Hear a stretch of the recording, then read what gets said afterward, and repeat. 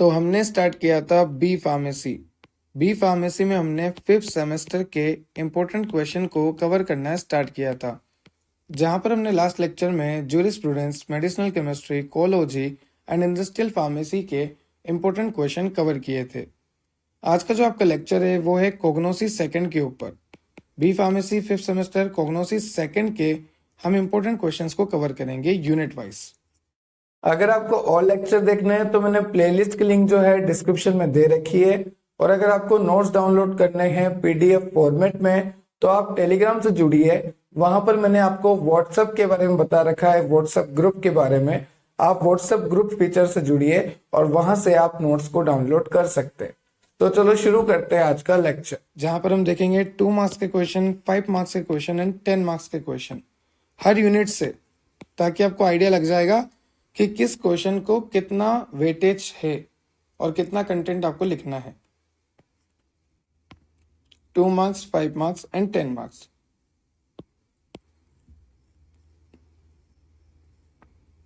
Unit wise हम cover करेंगे, ठीक है। तो चलिए स्टार्ट करते हैं। सबसे पहला है आपका यूनिट नंबर 1, जहां पर आपको दे रखा है metabolic pathway in higher plants. तो यहां से जो 10 मार्क्स का क्वेश्चन बनता है वो सबसे पहला क्वेश्चन है, elaborate on the study of utilization of radioactive isotope in the investigation of biogenetic studies। यहाँ पर आपको बहुत इंपॉर्टेंट क्वेश्चन है 10 मार्क्स में, ये वाला क्वेश्चन जो लास्ट लाइन आपको दे रखी है, study of utilization of radioactive isotope in the investigation of biogenetic studies. ये क्वेश्चन बहुत ही ज़्यादा इंपॉर्टेंट है, कई बार 10 मार्क्स 5 मार्क्स में आता ही आता है। हर 2 साल में एक बार तो दिखेगा, हर 3 साल में 2 बार तो दिखेगा ये question, study of utilization of radioactive isotope in the investigation of biogenetic studies. ये क्वेश्चन बहुत ही इंपॉर्टेंट है, ठीक है। सेकंड क्वेश्चन आपको दे रखा है 10 मार्क्स के लिए, differentiate between primary and secondary metabolite and also explain shikimic acid pathway. आपसे पूछा है कि प्राइमरी मेटाबोलाइट्स क्या होते हैं बताइए, सेकेंडरी मेटाबोलाइट्स क्या होते हैं बताइए, और साथ ही साथ जो सिग्मिक एसिड पाथवे है उसको भी एक्सप्लेन कीजिए। तो ये 10 मार्क्स का क्वेश्चन आपका हो गया। थर्ड जो क्वेश्चन है उसमें आपसे पूछा है, what is the method used in insertion of radio label isotope in plant. यहाँ पर यही क्वेश्चन रिपीट हो गया है, ठीक है, रेडियो एक्टिव आइसोटोप वाला, बस लैंग्वेज चेंज करके बोला है कि ऐसी कौन कौन सी इंसर्शन की मेथड है जिसमें आप लेवल कर सकते हैं, जैसे C14 वगैरह डालते हैं हम, ठीक है, तो वो सब डिटर्मिनेशन के लिए डालते हैं। तो ये 3 क्वेश्चन बहुत ही ज़्यादा इंपॉर्टेंट है इस यूनिट से, जो 10 मार्क्स में आपको दिखेंगे। इसके अलावा कोई भी 10 मार्क्स का क्वेश्चन इस यूनिट से नहीं बनेगा। क्लियर है आपको। उसके बाद चलते हैं 5 मार्क्स का क्वेश्चन। तो देखो, जैसा कि मैंने आपको कहा था सिग्मिक एसिड, तो इसी को उठा के यहाँ 5 मार्क्स में डाला हुआ है, सिग्मिक एसिड पाथवे। हो गया सिग्मिक एसिड, अगर आपने 10 मार्क्स में कर लिया होगा तो 5 मार्क्स में भी वही लिखना है। सेकंड क्वेश्चन है, explain the utilization of radioactive isotope, तो वही क्वेश्चन, ठीक है, यही क्वेश्चन है इस यूनिट से, क्वेश्चन ही यही है इस यूनिट से। एक तो बी सेक्शन बहुत ही इंपॉर्टेंट, वेरी वेरी इंपॉर्टेंट, और ए सेक्शन में shikimic acid very very important, ठीक है। नेक्स्ट आपको 2 मार्क्स में पूछा है, what is primary metabolite and what are secondary metabolites. Now चलते हैं यूनिट नंबर 2 पे। यूनिट नंबर 2 में आपको दे रखा है general introduction, composition, chemistry, chemical classes, biosource, therapeutic uses and commercial application of the following. यहाँ पर आपको कई सारी ड्रग्स दे रखी है जिसका आपको सब कुछ आना चाहिए। सब कुछ से मेरा क्या मतलब है अभी बताता हूँ।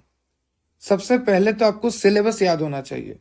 जो यूनिट नंबर 2 है, इंपॉर्टेंट क्वेश्चन तो देखेंगे हम, पर सबसे पहले आपको क्या याद होना चाहिए, सिलेबस याद होना चाहिए। सिलेबस याद होने से मेरा मतलब है कि यहाँ पर आपको पता होना चाहिए कि एल्केलॉइड के अंदर विनका, रोल्फिया, बेलेडोना, अफीम आता है, और साथ ही साथ वोलेटाइल ऑयल के अंदर मेंथा, क्लोव, सिनेमन, फेनल और कोरिएंडर आता है।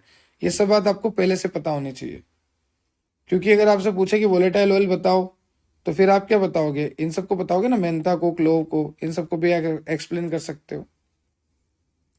तो सिलेबस आपको याद होना चाहिए, ये पूरा क्लासिफिकेशन आपको याद होना चाहिए, क्योंकि अगर आपसे पूछेगा कोई भी कि ओपियम के बारे में बताओ तो आपको पता होना चाहिए ओपियम एक एल्केलॉइड है। और जब कभी भी आपको बोले कि ओपियम के टेस्ट बताओ तो आपको सारे एल्केलॉइड वाले टेस्ट लिखने हैं। अगर आपको याद हो तो ड्रैगन ड्रॉप टेस्ट था, हेगस टेस्ट था, ठीक है। तो ये सारे टेस्ट आपको लिखने होते हैं, ठीक है। अभी अगर आपको कोई ड्रग आ जाती है, जैसे आपको पूछते हैं कि अफीम के बारे में ले लो, अगर आपको ओपीएम के बारे में पूछते हैं कि ओपीएम के बारे में आप क्या क्या बता सकते हैं, तो सबसे पहले आपको बताना है कि ओपीएम जो है अल्कलॉइड की कैटेगरी में आता है। साथ ही साथ आपको ओपीएम का सिनोनिम बताना है कि ओपीएम को हम और क्या कह सकते हैं। फिर आपको ओपीएम का बायोलॉजिकल सोर्स बताना है। फिर आपको ओपीएम का ज्योग्राफिकल सोर्स बताना है कि कहाँ कहाँ पर ओपीएम जो है ग्रो होता है। बायोलॉजिकल सोर्स का मतलब है कि कौन से प्लांट से मिलता है, और ज्योग्राफिकल सोर्स का मतलब है कि कहाँ कहाँ पर ये ग्रो होता है। साथ ही साथ आपको इसकी फैमिली बतानी होती है कि इसकी फैमिली कौन सी है। साथ ही साथ ओपीएम के यूजेस बताने होते हैं। जैसे कि आपको पता है जो ओपीएम होता है वो एनाल्जेसिक होता है और काफ़ी अच्छा पेन किलर होता है ये, ठीक है। सिडेशन भी लाता है, नींद भी लाता है, झोंके लाता है नींद के। एंड साथ ही साथ आपको यूजेस के बाद इसके टेस्ट बताने होंगे। तो जैसा कि मैंने आपको कहा, जो ओपीएम है वो ओपीएम जो है अल्कलॉइड की कैटेगरी में आता है, तो आपको सारे यहाँ पर अल्कलॉइड के टेस्ट लिख देने हैं। तो इस तरह से आपको पूरी ड्रग को एक्सप्लेन करना होता है। मेन होता है यहाँ पर बायोलॉजिकल सोर्स एंड फैमिली। अगर आपने ये सही लिख दिया तो एग्जामिनर को लगता है कि हाँ आपको कंटेंट आता है। तो यहाँ पे जो इम्पोर्टेंट क्वेश्चन है वो है फर्स्ट क्वेश्चन 10 मार्क्स के लिए, एल्कलॉइड बताइए। साथ ही साथ जो भी ड्रग एल्कलॉइड में आ रही है उसे बताइए और उनके केमिकल टेस्ट बताइए। तो यहाँ पर हम एल्कलॉइड बता देंगे, एल्कलॉइड क्या होता है, फिर विनका, रॉल्फिया, बेलेडोना, अफीम के बारे में थोड़ा थोड़ा बता देंगे, फिर एल्कलॉइड के टेस्ट लिख देंगे। नेक्स्ट क्वेश्चन है गूगल के बारे में आप क्या जानते हैं। तो जो गूगल होता है, दिस इज गूगल, यहाँ पे आपको दे रखा है। देखो मैं आपको थोड़ा क्लियर करके बताता हूँ, आपको गूगल दिखाता हूँ मैं। दिस इज गूगल, देखिए। और ये गूगल आपको रेजिन में दे रखा है। तो आपको क्या बताना है, गूगल का सिनोनिम, गूगल का बायोलॉजिकल सोर्स, गूगल का ज्योग्राफिकल एरिया, गूगल का आपको बताना है यूजेस, और गूगल की फैमिली और गूगल के टेस्ट। ये सब गूगल के बारे में बताना है।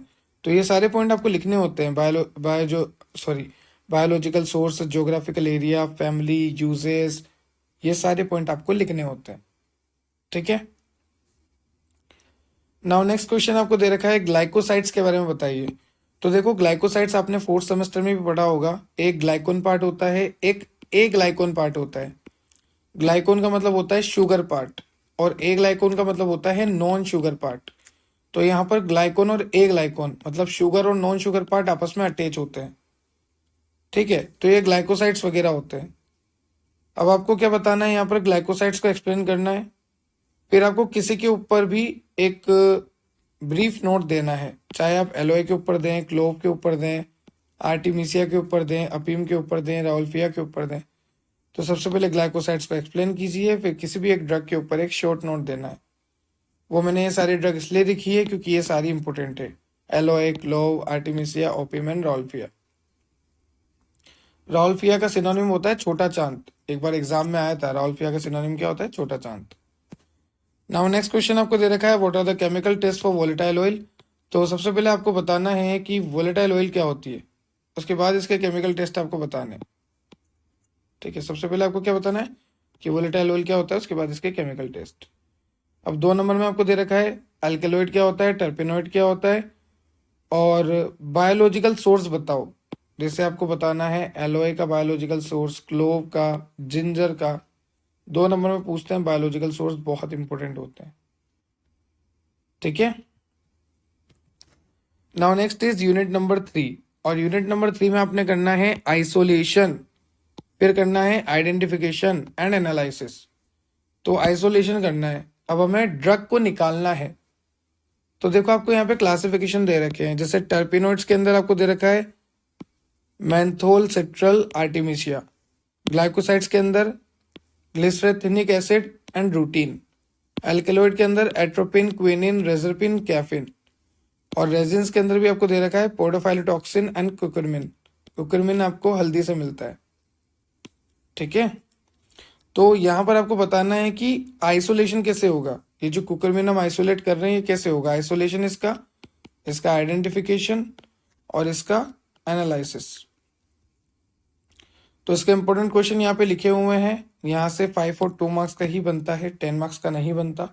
तो मैंने बढ़ाए नहीं क्वेश्चन को, जो बनता है वही बता रहा हूँ। सबसे पहला question, write a short note on caffeine and writes is chemical test for identification. Caffeine के ऊपर एक शॉर्ट नोट बताओ और केमिकल टेस्ट बताओ। अब यहाँ पर या तो कैफीन हो सकता है या आपको पूछ सकते हैं रेजनपिन का। देखो मैंने बता सका है किस किस के बारे में पूछ सकते हैं। या तो आपको कैफीन, आर्टिमिशिया, मैंथोल, क्विनिन, क्यूकरमिन और रेजरपिन। ठीक है। 2 मार्क्स में अगर क्वेश्चन पूछूं तो what is resin, what are the biological source of curcumin, हल्दी। ठीक है। Now we move on unit number 4। Unit number 4 में आपसे दे रखा है इंडस्ट्रियल प्रोडक्शन। तो देखो मैं आपको बताता हूँ, जो इंडस्ट्रियल प्रोडक्शन होता है ना, वो लार्ज स्केल पे प्रोडक्शन हो रहा है। और जो यहाँ पर यूनिट नंबर 3 थी, यहाँ पर था आइसोलेशन। आइसोलेशन का मतलब है हम लेबोरेटरी में निकाल रहे हैं। तो एक तो हम लेबोरेटरी में बना रहे हैं, निकाल रहे हैं, वो लेबोरेटरी वाला हो गया। और एक हो गया हमारा इंडस्ट्रियल प्रोडक्शन, जो कि इंडस्ट्री लेवल पे हो गया। मोर और लेस तो ये सेम ही होते हैं। ठीक है। तो अगर आपने एक याद करें, जैसे मान लो आपने आइसोलेशन यहाँ का याद कर लिया, कैफीन का, और आपको यहाँ पर भी कैफीन है, और आपसे पूछा इंडस्ट्रियल प्रोडक्शन बताओ, पर आपको आइसोलेशन वाला याद है, तो आप लिख सकते हो। क्योंकि आइसोलेशन जो है यूनिट नंबर 3 में, उसको भी तो हम आइसोलेट ही कर रहे हैं, और इंडस्ट्रियल प्रोडक्शन में क्या कर रहे हैं, बता रहे हैं एक इंडस्ट्रियल लेवल पे, बड़े लेवल पे। तो यहां से जो क्वेश्चन बनेंगे वो यहाँ पे मैंने लिखे हुए हैं 5 मार्क्स में। एट्रोपिन पूछ सकते हैं आपसे, टेक्सोल, डिजियोसिन, विनक्रिस्टिन, विनब्लास्टिन। अब ये जो विनक्रिस्टिन, विनब्लास्टिन है, ये तो एंटी कैंसरस है, ऐसे ही पता लग जाता है, तो उसके बारे में आपको बताना है। ठीक है। विनक्रिस्टिन, विनब्लास्टिन तो एल्केलॉइड है, और एल्केलॉइड है तो बिटर इन नेचर होते हैं, नाइट्रोजन प्रेजेंट होता है इनकी रिंग में। 2 मार्क्स के क्वेश्चन पूछा है कि सेनेसोइड का बायोलॉजिकल सोर्स और फोर्सकोलिन का बायोलॉजिकल सोर्स। तो देखो जहां भी ड्रग है उसका बायोलॉजिकल सोर्स तो याद रखना ही है, क्योंकि किसी भी ड्रग के ऊपर आपको 2 मार्क्स का क्वेश्चन आ जाएगा कि इसका बायोलॉजिकल सोर्स आप बताइए, चाहे वो सेनेसोइड हो, चाहे वो फोर्सकोलिन हो। ठीक है। तो ये है आपकी unit number 4। Now we move on unit number 5। और यूनिट नंबर 5 काफी ज्यादा इंपॉर्टेंट है। यहाँ से आपको बड़े बड़े मेजर क्वेश्चन देखने को मिलेंगे 10 और 5 मार्क्स में। अब 10 मार्क्स में यहाँ से क्या बनता है, 10 मार्क्स में यहाँ से जनरली क्रोमेटोग्राफी के ऊपर क्वेश्चन बनता है कि क्रोमेटोग्राफी बताइए। ठीक है। कई तरह की होती है, thin layer chromatography, high performance thin layer chromatography, HPTLC बोलते हैं उसको। इसमें मोबाइल फेस भी होता है, स्टेशनरी फेस भी होता है। तो काफी डिटेल में है ये क्रोमेटोग्राफी, और मैंने पढ़ा भी रखी है, तो आप एक बार प्लेलिस्ट चेक कर लेना, बहुत ही डिटेल में पढ़ा रखी है, बहुत ही नॉलेजेबल है। और 10 मार्क्स में क्वेश्चन आता है क्रोमेटोग्राफी से, और 2 मार्क्स में भी क्वेश्चन आता है।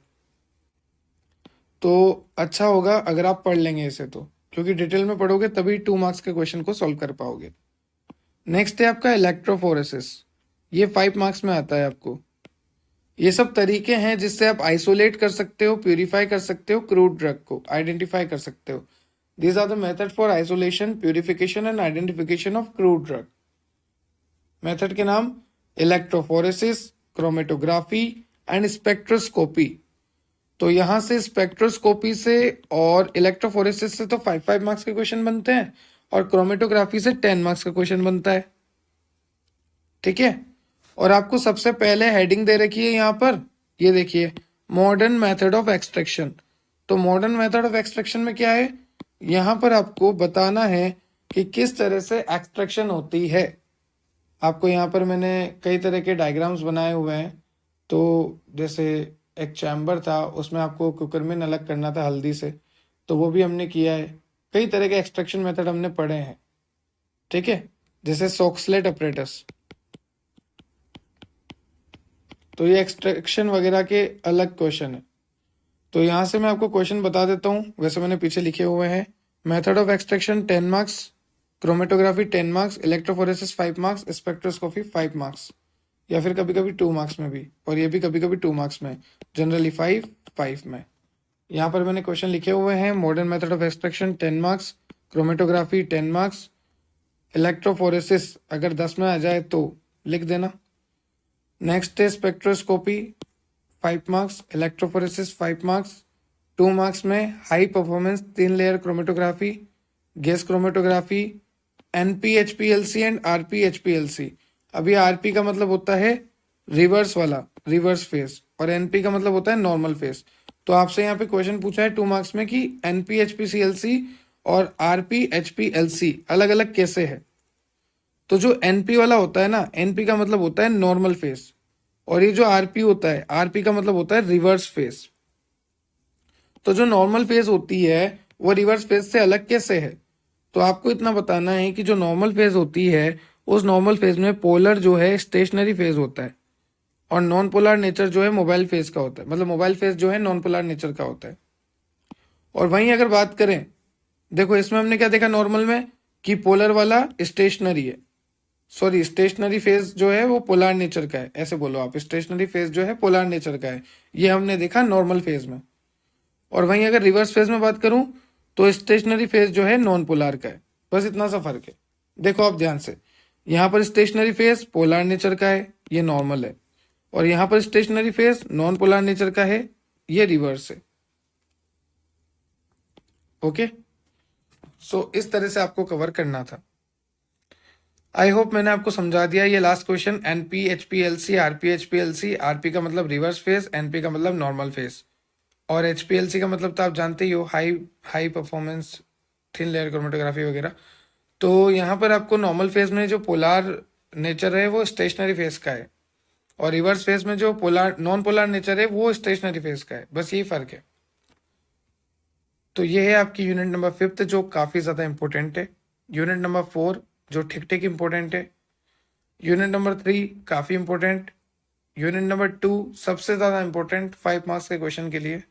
और यूनिट नंबर 1 10 और 5 मार्क्स के क्वेश्चन के लिए सबसे ज़्यादा इंपॉर्टेंट, जहाँ पर आपको दो ही आएंगे। सबसे पहला radioactive isotope and second is shikimic acid pathway. That's it. I hope मैंने आपको सारे क्वेश्चन बता दिए, सिलेबस आपको समझा दिया, किस तरह से करना है बता दिया। नोट्स के लिए टेलीग्राम डाउनलोड कर लो, टेलीग्राम से ज्वाइन हो जाओ। इस पीडीएफ के लिए भी इंपॉर्टेंट क्वेश्चन की, इस पीडीएफ के लिए भी टेलीग्राम के पिन मैसेज को आप चेक कर लेना, वहां पर आपको मिल जाएगी। ठीक है, have a nice day, thank you. Subscribe and share for more and must visit playlist for 5th SEM Pharmacognosy Unit number 5th lectures. Thank you.